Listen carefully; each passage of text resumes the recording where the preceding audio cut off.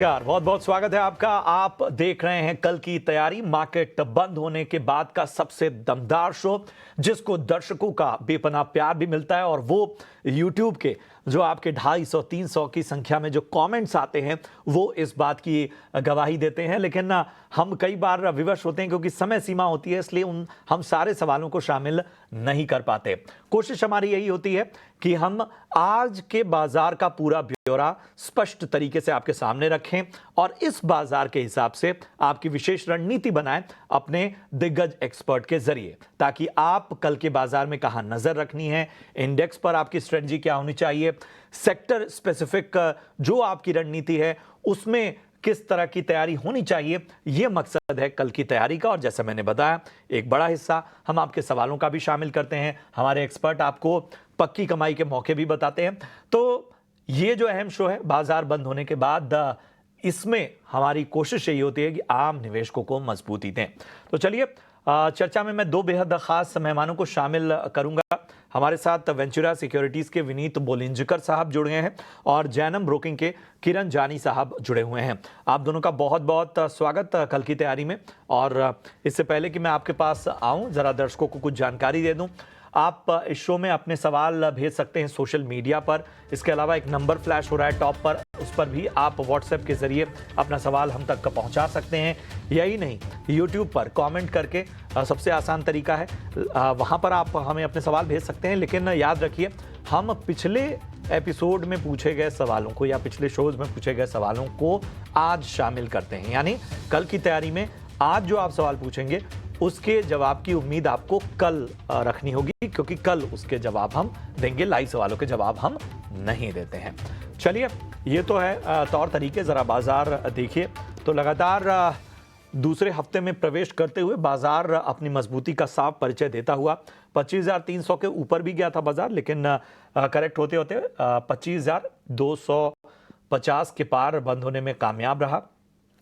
अगर हम Nifty bank को देखें तो लगभग 88.5 अंकों की मजबूती यहां देखी, 51,400 के पास बंद हुआ बैंक निफ्टी। इंडिया विक्स ने 13 के स्तर को तोड़ा है। हालांकि बहुत बड़ी चिंता की बात नहीं है, लेकिन यहां निगाह रखनी होगी 14 के स्तर पे इस वक्त इंडिया विक्स। सेंसेक्स में देखिए 82,559 के लेवल पर बंद हुआ। 200 अंकों की बाजार बंद होने तक तेजी नजर आई। एडवांस डिक्लाइन रेशियो जो बहुत बेहतर था शुरुआती फर्स्ट हाफ में, वो होते होते अब 1032 शेयर ऐसे थे बाजार बंद होने पर जो कि हरे निशान में नजर आए। 1531 शेयर ऐसे थे जिन पर दबाव नजर आया। दिग्गजों में आप देखिए HDFC बैंक एक बार फिर से जो है दबाव साफ तौर पर नजर आता हुआ, और नजर रखनी होगी HDFC बैंक के अहम लेवल्स पे। लेकिन निफ्टी 50 अगर गेनर्स की अगर हम बात करें तो बजाज का दिन, बजाज फिनांस, बजाज फिनसर्व, ये दोनों ही स्टॉक एक बार फिर से चलते हुए कमोबेश एक जैसी ही रफ्तार दोनों में नजर आई। 3.25% की तेजी दोनों में हमें देखने को मिली। HCL टेक भी आज निफ्टी 50 गेनर रहा। हीरो मोटो, इसके अलावा SBI लाइफ भी 2% से ज्यादा चला। बजाज ऑटो, इंडसइंड बैंक ये भी 0.25% तक चले। इन सब के बीच में अगर हम देखें तो मेटल स्टॉक्स में आज दबाव नजर आया। हिंडाल्को जो है वो निफ्टी 50 का टॉप लूजर बना। 2-2.5 अंकों की गिरावट यहाँ पर 2.5% की गिरावट यहाँ पर नजर आई। डॉक्टर रेड्डीज चीन से जो खबर आई दवा के प्रतिबंध की, उसकी वजह से यहाँ पर डॉक्टर रेड्डीज में भी 2.25% की गिरावट नजर आई। ऑटो शेयरों में जो है टाटा मोटर्स आज 1.5% गिरा। NTPC में करेक्शन मुनाफा वसूली नजर आई, 1.5% यहाँ पर गिरावट नजर आई। डीवीज लैब और विप्रो जैसे स्टॉक्स में भी 1 से 1.25% की गिरावट हमने देखी। तो ये था बाजार का पूरा मूड माहौल। किरण जी, मैं सबसे पहले आपके पास आना चाहूंगा। बाजार अपनी मजबूती का परिचय दे रहा है और इन सब के बीच में जाहिर सी बात है जो दिग्गज हैं और उनके पार्टिसिपेशन को लेकर थोड़ा सा कंसर्न बना, खासतौर पे HDFC बैंक का जिस तरह से दबाव नजर आ रहा है, वो क्या एक कंसर्न के तौर पे देखा जाए या अभी भी बाजार आपको लग रहा है कि बेहतर मूड माहौल की ओर आगे बढ़ता हुआ? Good afternoon everyone. So overall अगर हम मार्केट की बात करें तो कहीं ना कहीं एक तरफा रैली हमने देख चुके हैं। लास्ट वीक के अंदर हमने देखा था कि मल्टीपल सेक्टर्स लास्ट मंथ में इनफैक्ट आप देखोगे ऑटो हो गया, IT हो गया, FMCG हो गया, वहां से एक अच्छी खासी मूवमेंट हमें देख ली है। तो कहीं ना कहीं एक थोड़ा कॉशियस हमें रखना चाहिए निफ्टी के ऊपर। बैंक निफ्टी में आउट परफॉर्मेंस आ सकती है, नो डाउट। जैसे वहाँ पे आपने बताया कि जो दिग्गज शेयर्स है, जैसे कि एचडीएफसी बैंक है, वहाँ पे परफॉर्मेंस तैयार है, उसकी वजह से बैंकिंग के अंदर या तो बैंक निफ्टी के अंदर एक अंडर परफॉर्मेंस दिख रहा है। अदरवाइज ओवरऑल मार्केट में आज हमने एक देखा कि सुस्ती भरा था, नो डाउट। इंडेक्स जो थे वो हायर लेवल के ऊपर ट्रेड कर रहे थे, लेकिन स्टॉक्स के अंदर इतना कुछ खास हम देख नहीं रहे थे। काफी सारे मिड कैप और स्मॉल कैप स्टॉक है जो अपने 52 वीक हाई के नीचे बंद हुए हैं, या काफी सारे प्राइस गिरावट यानी कि 5-10% नीचे भी बंद हुए हैं। तो थोड़ा कॉशियस अप्रोच रखना। मेरे हिसाब से यहाँ पे जिनके पास लॉन्ग पोजीशन है वो लॉन्ग होल्ड रख सकते हैं, शॉर्ट की सलाह डेफिनिटली नहीं है। लेकिन 25,000 का एक स्ट्रिक्ट स्टॉप लॉस आप निफ्टी के ऊपर रखिए, गिरावट में बाय कीजिए। अगर 25,000 का लेवल ब्रेक होता है तो चांसेस है कि थोड़ा बहुत प्रॉफिट बुकिंग भी आ सकता है। तो एज़ ऑफ नाउ नई खरीदारी के लिए आप स्टॉक स्पेसिफिक हो सकते हो, इंडेक्स में वेट एंड वॉच कीजिए, 25,000 के स्टॉप लॉस के साथ आप होल्ड रख सकते हो। दूसरा बैंक निफ्टी के बारे में बात करें तो बैंक निफ्टी अपने ऑल टाइम हाई से 5 से 5.5% नीचे ट्रेड कर रहा है। कहीं न कहीं वो अंडर परफॉर्मेंस अभी हमें दिखा रहा है, क्योंकि निफ्टी अपने ऑल टाइम हाई के ऊपर ट्रेड कर रहे हैं। सो बैंक निफ्टी में थोड़ा अग्रेसिव कॉल यहाँ लेना है तो ले सकते हैं, नो डाउट। एचडीएफसी बैंक नहीं चल रहा है, वो थोड़ा एक रिस्क पॉइंट है, लेकिन रिस्क रिवॉर्ड रेशियो काफी फेवरेबल है। आप देखोगे तो 50,800 के स्टॉप लॉस के साथ मुझे लग रहा है कि एक बार बैंक निफ्टी लॉन्ग करनी चाहिए। डिप में आप लॉन्ग कीजिए, नीचे में 51,000 51,200 के बीच में आप लॉन्ग कीजिए। 50,800 का स्टॉप लॉस रखिए। इमीडिएट लेवल पे 51,800 और 52,000 तक के टारगेट हमें देखने को मिल सकते हैं। सो बैंक निफ्टी में डेफिनिटली बाय ऑन डिप्स की सलाह रहेगी 50,800 के स्टॉप लॉस के साथ। ठीक है, तो बैंक निफ्टी में 50,000 के स्टॉप लॉस के साथ बाय ऑन डिप्स की सलाह। निफ्टी में 25,000 का लेवल थोड़ा सा ध्यान दीजिए। और यहाँ पर एक अहम रणनीति आपको किरण जी ने बताई। चलिए आपके सवालों को शामिल करते हैं। हमारे जो पहले दर्शक हैं जिन्होंने यूट्यूब पर अपना सवाल पूछा है, उनका नाम है ब्रजेश। कोचिन शिपयार्ड पे राय जानना चाहते हैं। थोड़ा ऊपरी स्तरों पर इनकी बाइंग है, 2735 के स्तर पे इन्होंने खरीदारी की हुई है। फिलहाल हम देख रहे हैं डिफेंस शेयरों में जिस तरह की मुनाफा वसूली आफ्टर बजट देखने को मिली है, वो प्रेशर आप देख सकते हैं। और आज भी कोचिन शिपयार्ड लगभग 2% गिरावट पर बंद हुआ। 2735 की खरीद है विनीत सर, क्या करना चाहिए कोचिन शिपयार्ड में? देखिए, हमारे हिसाब से कोचिन शिपयार्ड की फेयर वैल्यू 1400 के आसपास आती है। तो आप देखोगे और आपके पहले के काफ़ी शोज़ में हमने बोला था कि वैल्यू बहुत है और जब भी करेक्ट करेंगे तो बहुत ज़ोर से करेक्ट करेंगे और वही हो रहा है। तो अभी आपने ये लेवल पे जो खरीदा है वो हमें नहीं लगता कि काफ़ी टाइम तक आएँगे, 6-8 महीने तो लगेंगे प्राइसेज़ आने के लिए। तो हम इनको अ, सलाह नहीं देना चाहेंगे पर हम कहेंगे कि इनको होल्ड करना चाहिए। होल्ड करने की सलाह, थोड़ा-सा आपको इंतज़ार ज़्यादा करना पड़ सकता है कोचीन शिपयार्ड में। चलिए बढ़ते हैं आगे। अगली दर्शक हमारी लाली देवी जी हैं। अडानी पावर पे राय जानना चाहती हैं किरण जी। 675 675 की इनकी बाइंग है, इनके भाव के आसपास ही है। क्या करना चाहिए अडानी पावर में? सो अदानी पावर की अगर हम बात करें तो ओवरऑल एक अच्छा खासा परफॉर्मेंस देने के बाद हम देख रहे हैं कि स्टॉक एक फॉलिंग ट्रेंड के अंदर था, वहाँ से एक अच्छा खासा एक परफॉर्मेंस आज हमें देखने को मिला है, heart of higher bottom pattern में रिज़्यूम हुआ है। साथ ही साथ आप अगर देखोगे आप तो कहीं न कहीं 200 दिन की मूविंग एवरेज 600 के आसपास है, और प्रीवियसली भी हमने देखा था 600 से लेके 630 के आसपास स्टॉक कंसोलिडेट हुआ था। 630 के ब्रेकआउट के बाद स्टॉक वन साइड 700 तक की एक रैली हमें दिखा चुका था। आज भी ऐसा ही कुछ हुआ है, 630 के सपोर्ट के आसपास से स्टॉक घुमा है, ऊपर में 670 के आसपास की क्लोजिंग है। मेरे हिसाब से इनको होल्ड रखना चाहिए। एक strict stop loss as of now 630 का आप मेंटेन कीजिए। जब तक 630 नहीं ब्रेक होता है, तब तक चांसेस है इसमें वापस ऊपर में 730 740 तक के लेवल आ सकते हैं। तो डेफिनिटली इनको होल्ड रखना चाहिए 630 के स्टॉप लॉस के साथ। तो होल्ड करने की आपको सलाह, 630 के स्टॉप लॉस के साथ यहां पर बने रहने की आपको सलाह मिलती हुई। चलिए बढ़ते हैं आगे। हमारे अगले दर्शक का सवाल लेते हैं और इनका सवाल है एनबीसीसी पे। अनुज नाम है, यूट्यूब पर सवाल पूछा इन्होंने। 205 के भाव पे इन्होंने एनबीसीसी में एंट्री की हुई है। एनबीसीसी पिछले 5 ट्रेडिंग सेशन में हमने देखा कि लगभग 5.25% की तेजी यहां पर देखने को मिली है। हालांकि इनके भाव से फिलहाल नीचे ही स्टॉक का। विनीत जी, एनबीसीसी होल्ड करना चाहिए या और कोई रणनीति का सुझाव होगा? नहीं, हमें लगता है कि मामूली सा लॉस हो रहा है इनको, अगर हो सके तो इनको जल्दी निकल लेना चाहिए। हम एक्सपेक्ट कर रहे हैं कि काफ़ी डिक्लाइन्स आएँगे पीएसयू स्टॉक्स में, क्योंकि ये बहुत वन वे बढ़े थे। हमने पहला जब ये रिकमेंड किया था तभी ₹40 था, अभी यार 200 के ऊपर जाके 187 हो गया है। हमें लगता है कि इसमें एक अच्छा खासा करेक्शन आएगा, तो आप मामूली सा लॉस है, आप इसको बुक करके निकल लीजिए। ठीक है, तो मामूली लॉस है, बुक करके निकलिए। तो अगर यहां से एग्जिट करें तो कहां एंट्री करें विनीत सर? मतलब मैं थोड़ा डीप करेक्शन एक्सपेक्ट कर रहा हूँ। 125 टू 130 के लेवल्स थोड़ा ठीक रहेंगे। स्टॉक में चलिए बढ़ते हैं आगे, और आने वाले वक्त में और भी अहम रणनीति हम आपको बताएंगे, और इन सब के बीच में सतीश जी का सवाल लेते हैं। भारत डायनेमिक्स पे राय जानना चाहते हैं। 1670 की इनकी खरीदारी है, अच्छा खासा नुकसान इनको यहाँ पर होता होगा, 200 शेयर हैं। बताएं विनीत सर, भारत डायनेमिक्स अच्छा खासा नुकसान हो रहा है, क्या करना चाहिए? देखिए, ये वन ऑफ द बेहतरीन कंपनीज है, लेकिन इन्होंने बहुत ही अनफेवरेबल प्राइसिंग में खरीदा है। मैं इनको ये सलाह दूंगा कि जैसे स्टॉक नीचे आएगा, आप थोड़ा बहुत एवरेज कीजिए, ताकि आप जब लॉन्ग टर्म में होल्ड करेंगे, तो आपका प्रॉफिट रिकवरी हो जाएगा। तो ये है खास रणनीति आपको मिलती हुई। विकास हमारे अगले दर्शक हैं जिन्होंने यूट्यूब पर सवाल पूछा है, एमआरपीएल पे राय जानना चाहते हैं। 217 की इनकी बाइंग है, 1000 शेयर इनके पास है। इनको भी यहाँ पर नुकसान होता हुआ, हालांकि इनके भाव से ज़्यादा नीचे नहीं है स्टॉक का एमआरपीएल का। बताएं किरण जी, क्या करना चाहिए एमआरपीएल में 217 की बाइंग?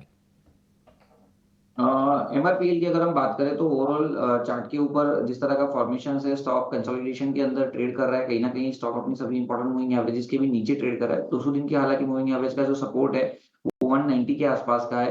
तो एज ऑफ नाउ मेरे हिसाब से इनको होल्ड रखना चाहिए, लेकिन एक स्ट्रिक्ट स्टॉप लॉस जो है वो 196 का मेंटेन कीजिए, जो 200 दिन की मूविंग एवरेज है। अगर 196 ब्रेक किया तो ये और भी नीचे जा सकता है। तो एज ऑफ नाउ 190 के स्टॉप लॉस 196 के स्टॉप लॉस के साथ होल्ड रख सकते हैं। 6 का स्टॉप लॉस रखिए और यहां से होल्ड करने की सलाह। निशांत का सवाल लेते हैं, सूरत से इन्होंने अपना सवाल भेजा है। जेके टायर्स पे राय जानना चाहते हैं। 425 के भाव पे इन्होंने 1000 शेयर लिए हुए हैं, नुकसान इनको भी होता हुआ। पिछले दिनों हमने देखा टायर शेयरों में एक तेजी नजर आई थी, लगता है कि उसी तेजी में इन्होंने खरीदारी ऊपरी स्तरों पर कर ली। बताएं विनीत सर, जेके टायर 425 की बाइंग है, क्या करना चाहिए? ये हमें लगता है कि आप होल्ड करके रखिए। और tyres, JK tier one of the best tyre company, इनकी रेडियलाइजेशन और रीट्रीडिंग का भी काफी असर है। तो हमें लगता है कि इसको आप होल्ड करके रखिए, आपको आगे जाके प्रॉफिट कमाने को मिलेगा। ये सलाह आगे आपको प्रॉफिट यहां पर नसीब हो सकता है। रंजीत का सवाल लेते हैं। हिंदुस्तान एरोनॉटिक्स लिमिटेड यानी एचएएल पे इन्होंने खरीदारी की है, 5309 रुपए की इनकी बाइंग है, 5309। किरण जी, काफ़ी ऊपरी स्तरों की बाइंग है, और आज हम देख रहे हैं सरकारी और डिफेंस शेयरों के खूब सवाल आ रहे हैं। बताएं एचएएल पे क्या राय होगी? सो ओवरऑल जैसे आपने बताया कि डिफेंस है तो सरकारी कंपनी, इसके ऊपर क्वेश्चन आ रहे हैं, लेकिन हमने देखा है कि लास्ट एक साल के अंदर स्टॉक जितनी भी सरकारी है तो डिफेंस कंपनी है, पर्टिकुलरली सरकारी डिफेंस कंपनी, उसमें आप रिटर्न देखोगे तो 2x 3x kind of return बन चुका है। जनरली हमने देखा है कि स्टॉक मार्केट में कोई भी चीज जैसे वर्टिकल नहीं बढ़ती है। अगर इतने अच्छे रिटर्न आ गए तो आने वाले 1-2 साल में डेफिनेटली यहाँ पे एक टाइम करेक्शन जरूर आ सकता है। तो ये कहीं ना कहीं इन्वेस्टर्स को अपने ध्यान में रखना पड़ेगा। तो वो खास एक बात है हमें ध्यान में रखनी पड़ेगी। अब एचएएल की पर्टिकुलरली हम बात करें तो 4688 के आसपास ट्रेड कर रहा है। एक अच्छा खासा बेस बनाया है डेफिनेटली इन्होंने 4400 के आसपास। तो स्टॉप लॉस मेरे हिसाब से इनको 4400 के साथ होल्ड रखना चाहिए।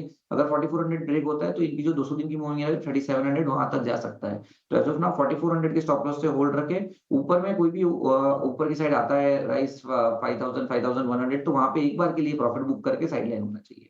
बिल्कुल, तो ये है नजरिया एचएएल पर, एक खास रणनीति किरण जी की तरफ से मिलती हुई। चलिए अब बढ़ते हैं आगे, क्योंकि हम इतने ही सवालों को शामिल कर पाएंगे। अब बारी हमारे विशेष सेगमेंट वीआईपी शेयर्स की।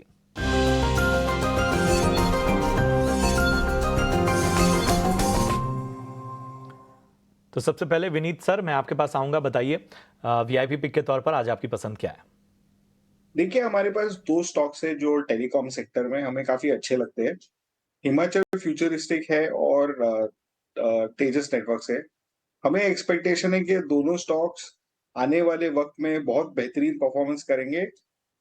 वजह है कि ये दोनों शेयर जो अभी भारत का टेंडर खुलने वाला है टेलीकॉम का, उसमें काफ़ी बड़े बेनिफिशियरी है। और इसके अलावा इंटरनेशनली भी इनको बहुत सारी ऑर्डर्स मिलने की एक्सपेक्टेशन है। खासकर एचएफसीएल में देखेंगे तो डिफेंस प्ले भी आता है। तो हमें एक्सपेक्टेशन है कि दोनों स्टॉक बेहतरीन परफॉर्म करेंगे। हमारा लक्ष्य है 12 महीने के लिए HFCL में ₹170 और ये शेयर आप डिक्लाइन्स पे खरीद सकते हैं। हम उम्मीद रखते हैं कि अगले 2-3 दिन में अगर बाजार करेक्ट करे, तो वीकनेस में आप ये शेयर खरीद सकते हैं।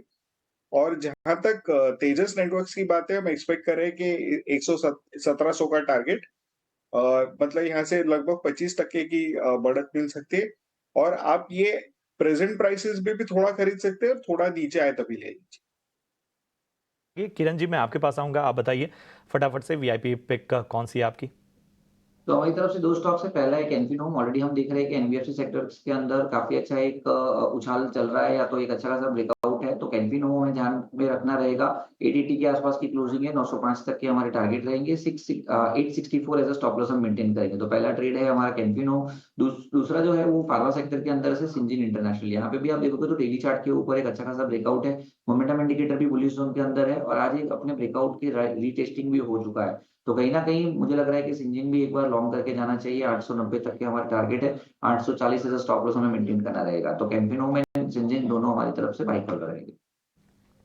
ठीक है, बहुत बहुत शुक्रिया करेंगे इस अहम जानकारी के लिए, इस अहम रणनीति के लिए किरण जी आपका। इसके साथ ही विनीत जी आपका भी शो में जुड़ने के लिए और निवेशकों का मार्गदर्शन करने के लिए बहुत बहुत शुक्रिया। चलिए इसी के साथ अब जान लेते हैं कि आज आखिर आपको किन बड़े इवेंट्स पर नजर रखनी चाहिए जब कल आप बाजार में अपनी तैयारी को आगे बढ़ाएं। वरुण हमारे सहयोगी जुड़ चुके हैं। वरुण बताएं कल के ट्रिगर्स कौन से हैं? तो ये कल अगर आप देखेंगे तो कोई बहुत मेजर इवेंट्स नहीं है, लेकिन हाँ जो भी इवेंट्स है वो काफ़ी इंपॉर्टेंट है, इसको आप ध्यान में रखिएगा। और इसमें सबसे इम्पॉर्टेंट इवेंट है बजाज हाउसिंग फाइनेंस के आईपीओ की डिटेल्स। देखिए आपको ये तो पता चल गया है कि बजाज हाउसिंग फाइनेंस का आईपीओ कब खुलने वाला है, यानी कि 9 सितंबर को ये खुलने वाला है। लेकिन इसकी प्राइस क्या होगी, साथ ही साथ कितने शेयर्स बेचे जाएंगे, और अगर आप बजाज फाइनेंस और बजाज फिनसर्व में शेयर्स होल्ड करते हैं तो आपके लिए बजाज हाउसिंग फाइनेंस में किस तरह का शेयर होल्डर का एलोकेशन दिया जाएगा, ये सारी डिटेल्स है जो कि कल बाहर निकल के आएंगी, कंपनी कल बताएगी। तो ये मच अवेटेड डिटेल्स है और मच अवेटेड आईपीओ है, तो इसके ऊपर सभी की नज़र होगी। इसके अलावा कुछ स्टॉक्स ऐसे हैं जहाँ पे कल एक्स डिविडेंड होने वाला है, यानी कि कर्नाटका बैंक 5.5 रुपये के आसपास का डिविडेंड है, दीपक फर्टिलाइज़र करीब 8.5 रुपये के आसपास का डिविडेंड है। तो इन दोनों ही स्टॉक्स में आपको एडजस्टमेंट जो है वो देखने मिलेंगे। इसके अलावा वेडनेसडे को काफ़ी सारे स्टॉक्स एक्स डिविडेंड होने वाले हैं, जैसे कि हिकाल, मास फाइनेंस। तो इनमें अगर आपको खरीदारी करनी है डिविडेंड के तौर लिए तो आपके लिए कल आखिरी दिन है, क्योंकि परसों ये एक्स हो जाएंगे तो परसों आपको फिर डिविडेंड का फ़ायदा नहीं मिलेगा। इसके लिए अगर आप खरीदारी करना चाहते हैं तो कल ही कीजिएगा। ये तो हो गए हमारे लोकल इवेंट्स। ग्लोबल इवेंट्स की बात करें तो यूएस में मैन्युफैक्चरिंग PMI डेटा आने वाला है। इसके अलावा यूके का रिटेल सेल्स आंकड़ा जो है वो आने वाला है। तो ये इंपॉर्टेंट है ग्लोबल के लिहाज से, क्योंकि यहाँ के मार्केट जो है खासकर रिटेल सेल्स अगर आप देखें या फिर मैन्युफैक्चरिंग PMI डेटा देखें, इसके ऊपर काफ़ी रिएक्ट भी करते हैं। इसके लिए इन दोनों आंकड़ों पर नज़र रखिएगा। हमारे मार्केट्स में इवेंट कम है, लेकिन सबसे बड़ा इवेंट बजाज हाउसिंग फाइनेंस के आईपीओ की डिटेल्स ये आपके सामने कल निकल के आएगी। जो भी माइन्यूट डिटेल्स है तो यहाँ पे आप खास नज़र रखिएगा। शुक्रिया करेंगे वरुण आपका इस अहम जानकारी के लिए। और चलिए इसी के साथ कल की तैयारी में इतना ही, दीजिए इजाजत। आप देखते रहिए ET Now स्वदेश। नमस्कार।